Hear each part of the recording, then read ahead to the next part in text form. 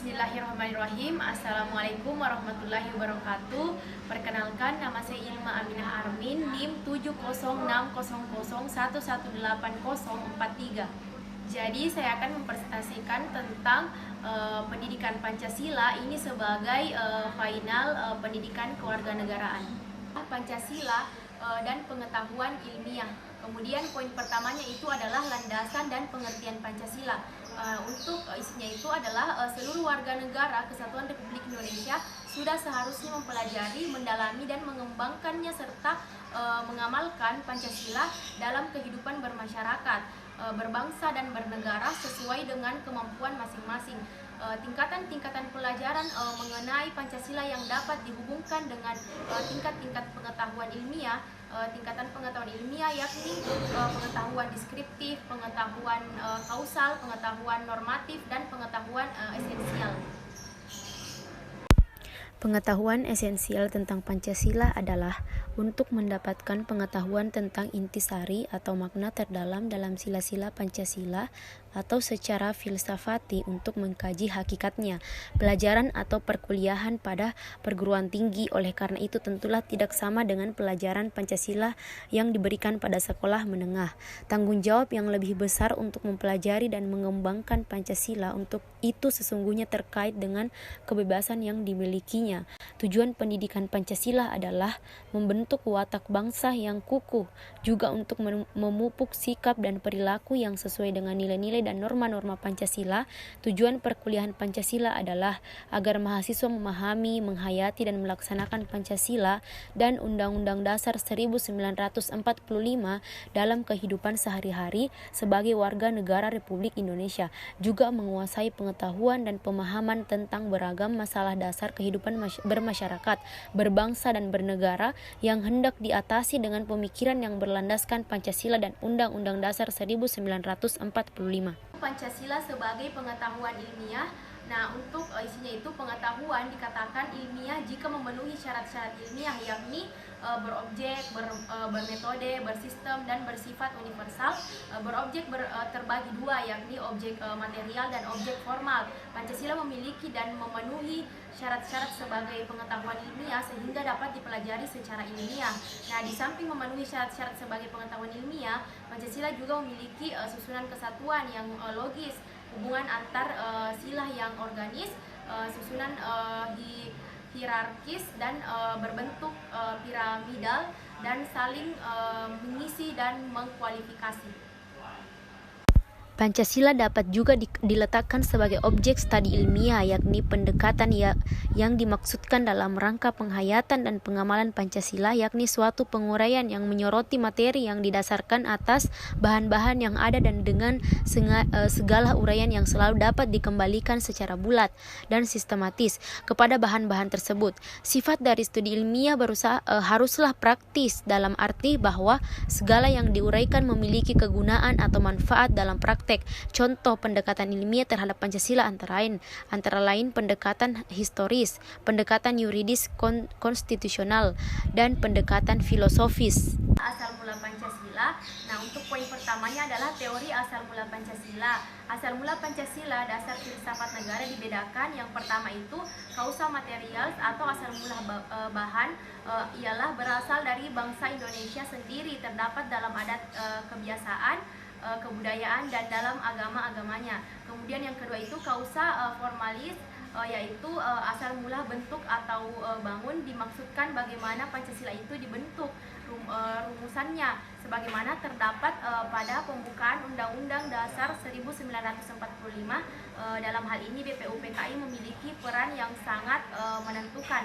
Kemudian untuk yang ketiga yaitu kausa efisien atau asal mula karya, ialah asal mula yang meningkatkan Pancasila dari calon dasar negara menjadi Pancasila yang sah sebagai dasar negara. Asal mula karya dalam hal ini adalah PPKI sebagai pembentuk negara yang kemudian mengesahkan dan menjadikan Pancasila sebagai dasar filsafat negara setelah melalui pembahasan dalam sidang-sidangnya. Kemudian yang keempat itu kausa finalis, yaitu asal mula tujuan adalah tujuan dari perumusan dan pembahasan Pancasila, yakni hendak dijadikan sebagai dasar negara. Untuk sampai kepada kausan finalis tersebut diperlukan kausa atau asal mula sambungan.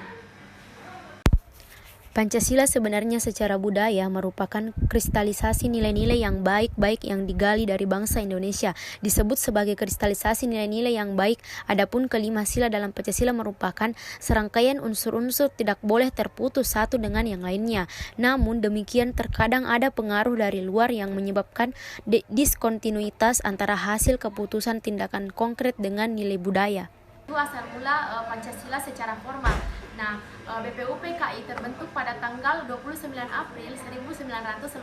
Adanya badan ini memungkinkan bangsa Indonesia dapat mempersiapkan kemerdekaannya secara legal untuk merumuskan syarat-syarat apa yang harus dipenuhi sebagai negara yang merdeka. Badan penyelidik usaha persiapan kemerdekaan Indonesia dilantik pada tanggal 28 Mei 1945 oleh Gunseikan atau Kepala Pemerintahan Bala Tentara Jepang di Jawa. Kemudian badan penyelidik ini mengadakan sidang hanya 2 kali. Sidang pertama yaitu tanggal 29 Mei sampai dengan 1 Juni 1945, sedangkan sidang kedua itu 10 Juli sampai dengan 17 Juli 1945. Pada sidang pertama Muhammad Yamin dan Soekarno mengusulkan tentang dasar negara, sedangkan Supomo mengenai paham negara integralistik. Tindak lanjut untuk membahas mengenai dasar negara dibentuk panitia kecil atau panitia 9 yang pada tanggal 22 Juni 1945 berhasil merumuskan perancangan mukaddimah atau pembukaan hukum dasar yang oleh Mr. Muhammad Yamin dinamakan Jakarta Charter atau Piagam Jakarta. Sidang kedua BPUPKI menentukan perumusan dasar negara yang akan merdeka sebagai hasil kesepakatan bersama.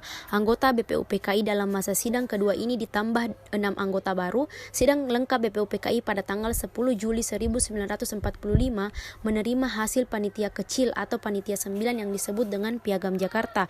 Hari terakhir sidang BPUPKI tanggal 17 Juli 1945 merupakan sidang penutupan Badan Penyelidikan Usaha-usaha Persiapan Kemerdekaan Indonesia dan selesailah tugas badan tersebut.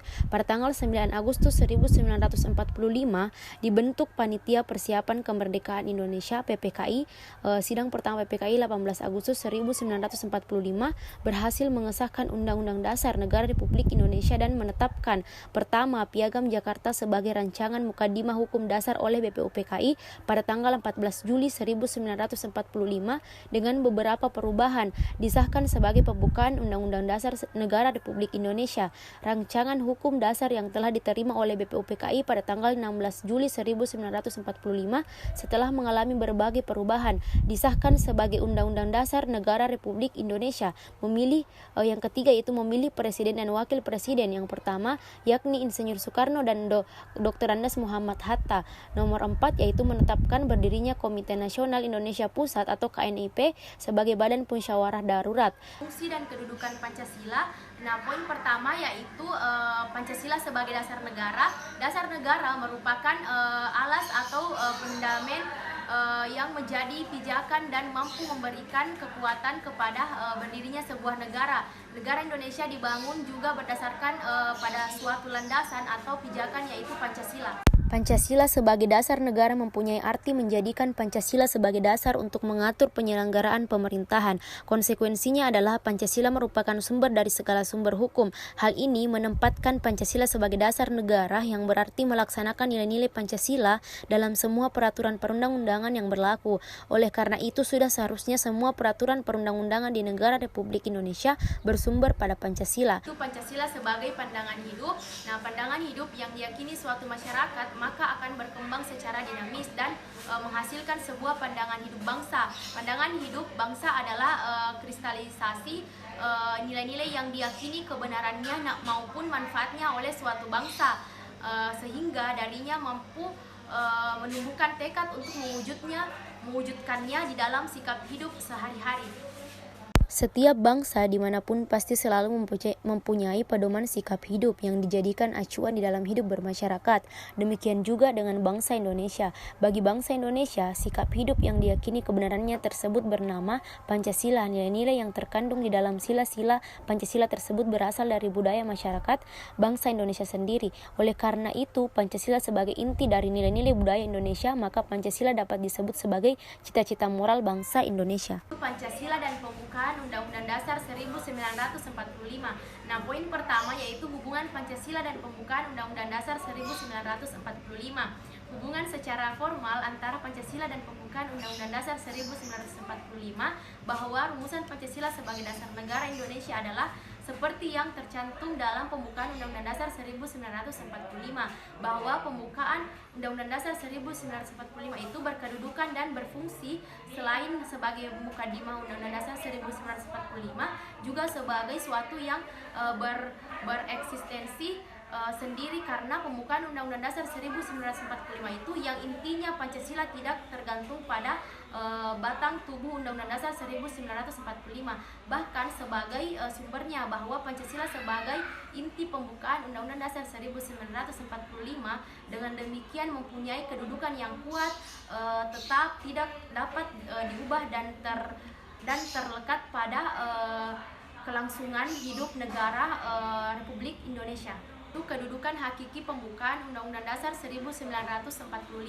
Pembukaan Undang-Undang Dasar 1945 memiliki kedudukan yang sangat penting bagi kelangsungan hidup bangsa Indonesia karena terlekat pada proklamasi 17 Agustus 1945 sehingga tidak bisa diubah baik secara formal maupun material. Adapun kedudukan hakiki pembukaan Undang-Undang Dasar 1945 adalah pertama, pembukaan Undang-Undang Dasar memiliki kedudukan hakiki sebagai pernyataan kemerdekaan yang terperinci, yaitu proklamasi kemerdekaan yang singkat dan pada 17 Agustus 1945 itu ditegaskan dan dijabarkan lebih lanjut dalam pembukaan Undang-Undang Dasar 1945. Kedudukan hakiki pembukaan Undang-Undang Dasar 1945 yang kedua adalah bahwa pembukaan Undang-Undang Dasar 1945 mengandung dasar, rangka, dan suasana bagi negara dan tertib hukum Indonesia.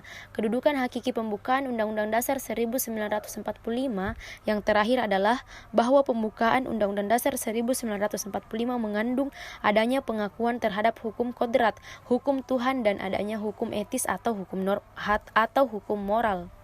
Itu pelaksanaan Pancasila. Poin pertama, pemikiran dan pelaksanaan Pancasila. Berbagai bentuk penyimpangan terhadap pemikiran dan pelaksanaan Pancasila terjadi karena dilanggarnya prinsip-prinsip yang perlu diperhatikan. Prinsip-prinsip itu dapat dibedakan menjadi dua, yaitu prinsip ekstrinsik atau keluar dan prinsip intrinsik atau ke dalam. Pancasila dari segi intrinsiknya itu harus konsisten, koheren, dan koresponden. Sementara dari segi ekstrinsiknya itu Pancasila harus mampu menjadi penyalur dan penyaring kepentingan horizontal maupun vertikal.